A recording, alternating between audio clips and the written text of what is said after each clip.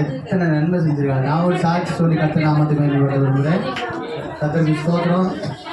கர்த்தருடைய கிருபையால் போன வருஷம் வந்துட்டு 2024 வந்து இந்த சபைக்கு கர்த்தர் எங்களை கூட்டிகிட்டு வந்தார். கர்த்தருக்கு ஸ்தோத்திரம்.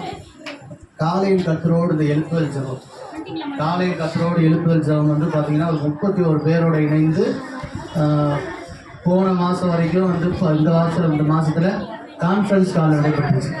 ஆண்டவர் என்ன பண்ணால் ஒரு சின்ன மாற்றத்தை ஏற்படுத்தினார். சின்ன மாற்றத்தை ஏற்படுத்தி இப்போ வாட்ஸ்அப் காலில் எல்லாம் ஜெபிக்க முடியாத மக்களை ஏற்படுத்தியிருக்காரு. சுசேமாவும் ஜபிக்கிறாங்க, ஜப வீராங்கனையாக மாறிட்டாங்க. கர்த்தருக்கு ஸ்தோத்திரம். அது மாதிரி நம்ம சபையில் நிறைய பேர் வந்து ஜபிக்கிறாங்க, நிறைய பேர் ஜபிக்கிறாங்க. கர்த்தர் இதை ஏற்படுத்தினார். நிறைய அற்புதங்களையும் அதிசயங்களையும் இந்த காலையில் கர்த்தரோடு இந்த எழுப்புதல் ஜெபம் மூலிமா ஏற்படுத்தியிருக்காரு. இன்னொரு சாட்சி சொல்கிறது மாதிரி எங்கள் வீட்டுக்காரம்மா முன்னாடியே சொல்லிட்டாங்க.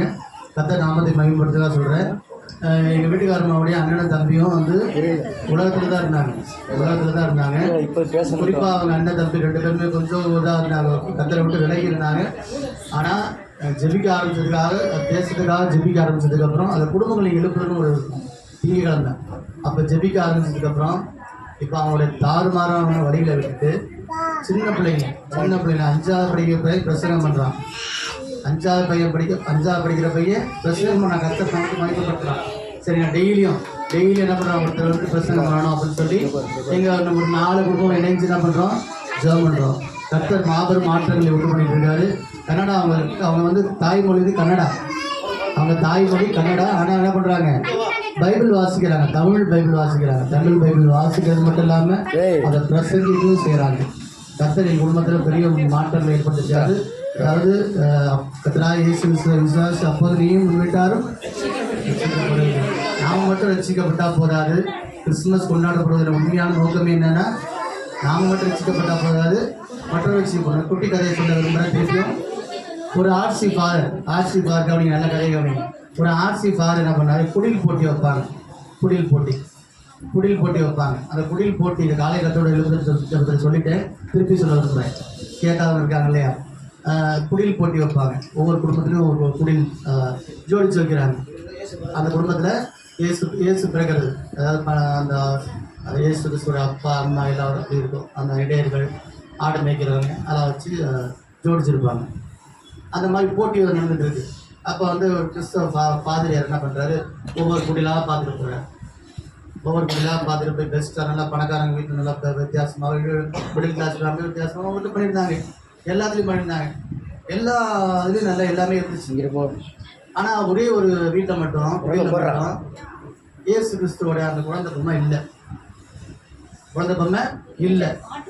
இப்போ அவருக்கு வந்து கேட்டார், நம்ம வந்து நீங்கள் நடுவராக இருந்தால் யாருக்கு ப்ரைஸ் கொடுப்பீங்க? அம்மா நீங்கள் சொல்லுங்கள், எப்படி கொடுப்பீங்க?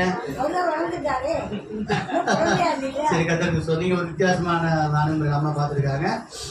இல்லைன்னா அவங்களுக்கு தான் அந்த கொடுத்தாரு. அவர் என்ன காரணம் சொன்னார்னா, உள்ளத்தில் கர்த்தராகிய இயேசு கிறிஸ்து உள்ளத்தில் மலர வேண்டும்.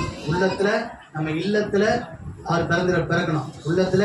நம்ம இல்லத்தில் அவர் பிறக்கணும். கர்த்தராகிய இயேசு கிறிஸ்து பிறக்கணும்னு சொல்லி அவர் அந்த குழந்தை வைக்காத அந்த குடும்பத்துக்கு தான் என்ன பண்ண குடிலுக்கு தான் பரிசு கொடுத்தார். நம்ம கிறிஸ்துவ கொண்டாடப்படுற நோக்கமே என்னன்னா, மற்றவங்களுக்கு கிறிஸ்துவை அறிவிக்கிறது நம்மளோட தலையாய கடமையாக இருக்கிறது. டான்ஸ் ரெடி ஆகிடுச்சுங்களா? நம்மளோட தேவைகள் எல்லாத்தையும் ஆண்டவர் சந்திச்சிருப்பார். அவன் யாருமே எந்த விதமான போக்குவரத்துலையும் பாதுகாத்திருப்பார். எத்தனையோ ஆக்சிடென்ட் வந்து நம்மளை பாதுகாத்திருப்பார். அவன் நம்மளோட கடன் சுகம் கொடுத்திருப்பார். அவன் இந்த வருஷத்துல நான் ஒரு சாட்சி சொல்றேன். எனக்கு நான் வருஷம் ஒரு விஷயம் எல்லாத்துக்கும் நடக்கிற எல்லாமே இது நார்மல் தான். ஆண்டவர் வந்து தீயோர் மேலேயும் நன்மையோர் மேலேயும் மழை பெய்ய கொண்டிருந்தார். அவர் கெட்டவங்க நல்லவங்க எல்லாருக்கும் நன்மை செய்கிற ஆண்டவர். ஆனால் நாம எல்லாரும் யாரும் நம்மள ரசிக்கப்பட்டவங்க. நீங்க இந்த வருஷத்துல ஆண்டவருக்காக என்ன பண்ணீங்க? முடிய போகுது. இந்த 5 நாள் இந்த 1 நாள் இருக்கு, நம்ம இந்த 2 நாள் தான் இருக்கு. இந்த வருஷத்தை நம்ம என்ன செஞ்சோம்? ஊழியம் பண்ணல. நம்ம என்ன இன்னும் வளர்ந்தோம் இந்த வருஷத்துல யாராவது எந்த விஷயத்துல வளர்ந்துருக்கீங்க?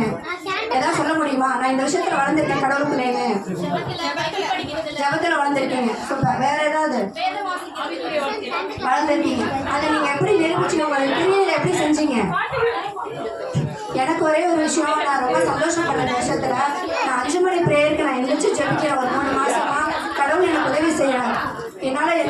முடியாது. என்னோட வேலைக்கு நான் 12 மணிக்கு மேலே தான் தூங்குவேன். ஆனால் எந்திரிக்கவே முடியாது.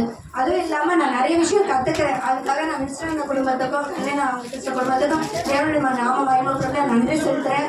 என்னை வளர்க்குறாங்க அவங்க, ஏன்னா என்னை உற்சாகப்படுத்துறாங்க. 5 மணிக்கு என்னை எழுப்பி விடுறாங்க. அது ரொம்ப சந்தோஷமா இருக்கு. இன்னொரு விஷயம், ஒரு காரியத்தை கொடுக்கும்போது அதுக்குள்ள நிறைய விஷயத்த நான் கற்றுக்கிறேன். இப்போ எனக்கு வந்து அவங்க இந்த வசனத்தை நீங்கள் எடுங்க சிஸ்டர்னு சொல்லி எனக்கு மெசேஜ் பண்ணுறாங்க. ஆனால் அதுக்காக நான் ஆராய்ச்சி பண்ணுறது நிறைய விஷயத்த தேவன் கற்றுக் கொடுக்குறாரு. அது எனக்கு ரொம்ப யூஸ்ஃபுல்லாக இருக்குது. சும்மா பைபிள் படிக்கிறதுக்கும் நம்ம 4 பேரோட டிஸ்கஸ் பண்ணுறதுக்கும் ஆன்லைனில் நடத்துறது வந்து வேறு மாதிரி இருக்குது. என்னால் உணர முடியுது. நான் நடக்கும் போதெல்லாம் பார்த்தீங்கன்னா 4 மணிக்கு எந்திரிக்கவே முடியாது.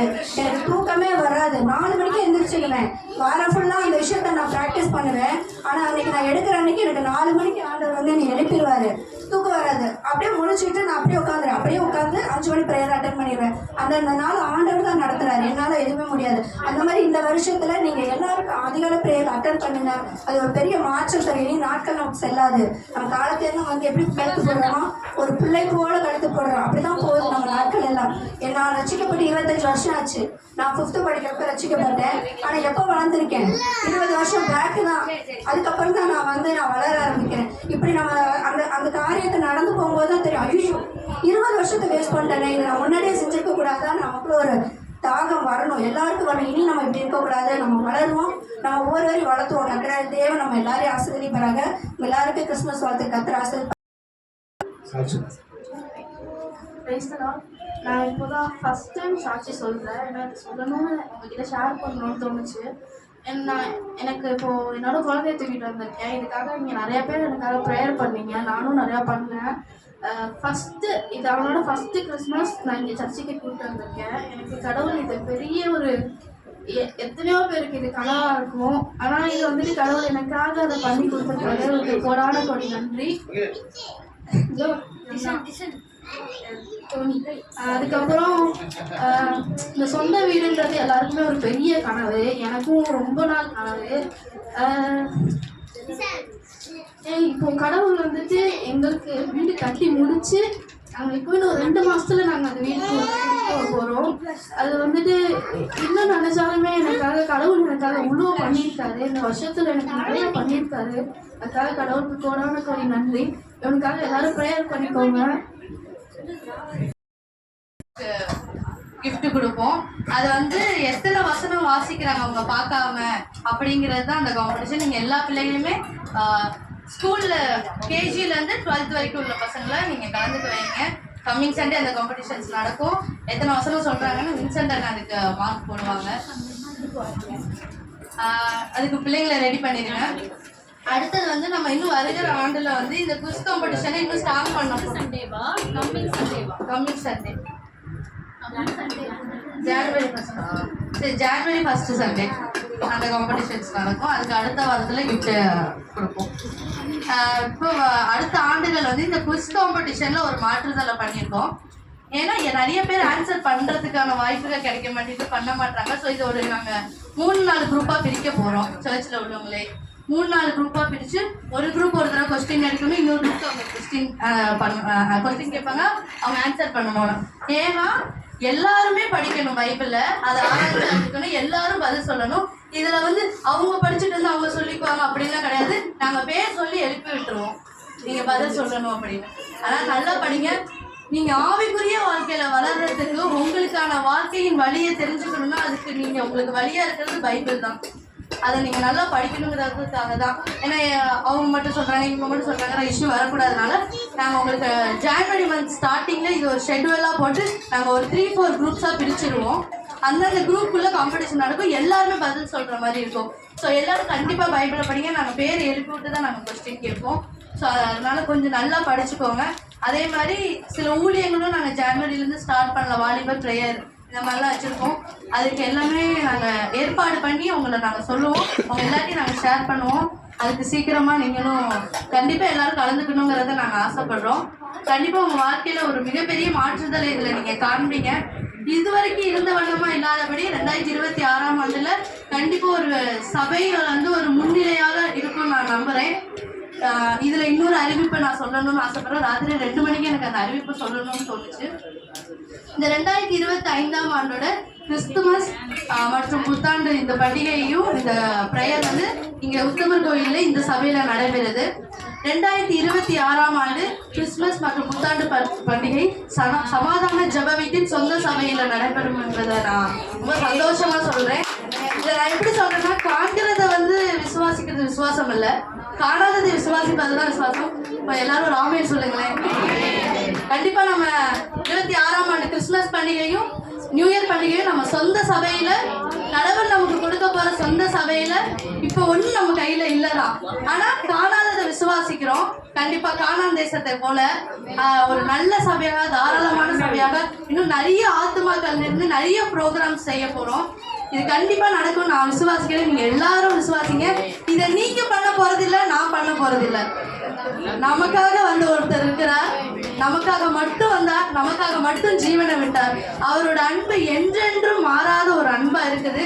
அவரோட அன்புக்கு எடுத்துக்காட்டாக இந்த சமாதான ஜெப வீடு சொந்த சபையுடன் அடுத்த வருஷத்துல ஒரு புது இடத்துல ஒரு சொந்த சபையில இந்த ப்ரேயர் கண்டிப்பா நடக்கும். ஆமென், ஹல்லேலூயா. எல்லாருக்கும் சமாதான ஜெப வீட்டின் சார்பாக கிறிஸ்துமஸ் பண்டிகை நல்வாழ்த்துக்கள். எல்லாரும் இவ்வளவு நேரம் உட்கார்ந்து பிள்ளைகள் ட்ராமா, ஸ்பீச், எல்லாத்துக்கும் ப்ரைஸ் டிஸ்ட்ரிபியூஷன் எல்லாத்துக்கும் கோஆப்ரேட் பண்ணீங்க.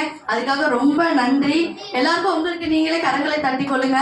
எந்த ஒரு பிரச்சனைகளும் மனஸ்தாபங்களும் இல்லாதபடி எல்லாம் விட்டு கொடுத்து போய் எல்லாத்தையும் இது வரைக்கும் நீங்க இல்லாம இந்த சபை ஒற்றுமையா இருக்க போறதில்லை. இது எல்லாத்துக்கும் நீங்க எல்லாரும் ஒரு காரணம். இவ்வளவு ஒற்றுமையா இருக்கீங்கன்னா நம்ம ஒரு குடும்பமா இருக்கோம். இந்த இடத்துல இந்த சமாதானத்தை கொடுத்தது நம்ம இயேசு கிறிஸ்து மாத்திரம்தான்.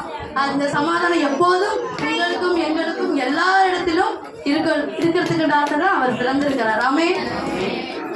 ரொம்ப நன்றி. Praise the Lord.